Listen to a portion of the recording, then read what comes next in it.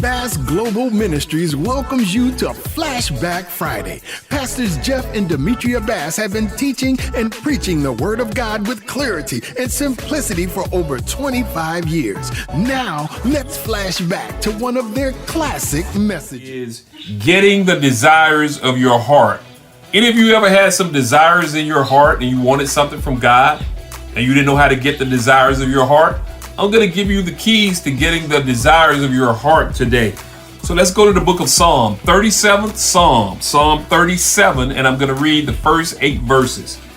Do not fret because of evildoers, nor be envious of the workers of iniquity, for they shall soon be cut down like the grass and wither as the green herb. Trust in the Lord and do good. Dwell in the land and feed on his faithfulness. Delight yourself also in the Lord, and he shall give you what? The desires of your heart. Commit your way to the Lord. Trust also in him, and he shall bring it to pass. He shall bring forth your righteousness as the light and your justice as the noonday. Verse 7, rest in the Lord and wait patiently for him. Do not fret because of him who prospers in his way, because of the man who brings wicked schemes to pass. Cease from anger and forsake wrath. Do not fret. It only causes harm. I've read Psalms 37, the first 8 verses. May the Lord bless his reading, the reading of his holy word. Again, getting the desires of your heart. Without desires, we wouldn't accomplish much in life.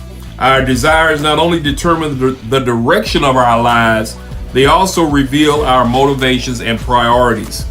Even God, believe it or not, has desires. For instance, God desires for all men to be saved. That's in 1 Timothy chapter 2, verse 4. If something is his desire for me, guess what? It must be the best. Somebody say it must be the best. Even when he allows suffering and pain, God desires for me to trust him more and grow spiritually through it.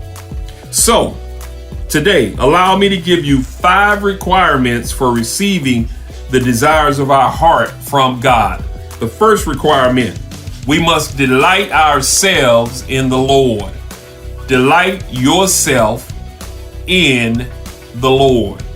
To delight in the Lord means to bask in his presence, to be in awe and filled with joy, to become so overwhelmed at the awesome and magnificent nature of God that you have no problem simply bowing in reverence to him. Also, you'll have no problem resting in joyful assurance that God knows what's best for us. If you cling daily to God, guess what?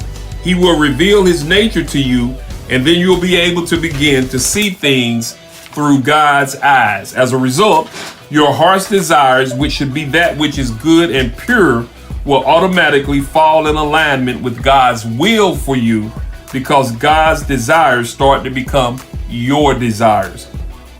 One other point before I move to the second major point is that God knows the desires of your heart, and sometimes we're convinced that God should grant us particular wants, and then surprisingly for us, he doesn't.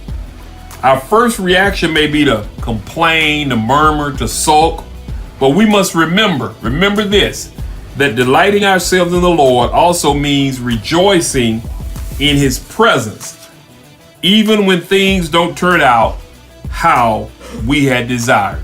We need to remember that, let that soak in. To delight in the Lord means seeing the good in disappointments, knowing and having the assurance that God always has our back.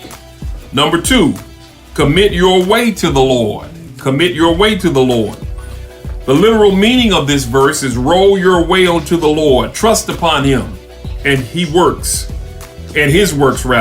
This brings to our attention the immediacy of God's action once we commit or roll burdens of any kind from our hands into the hands of God.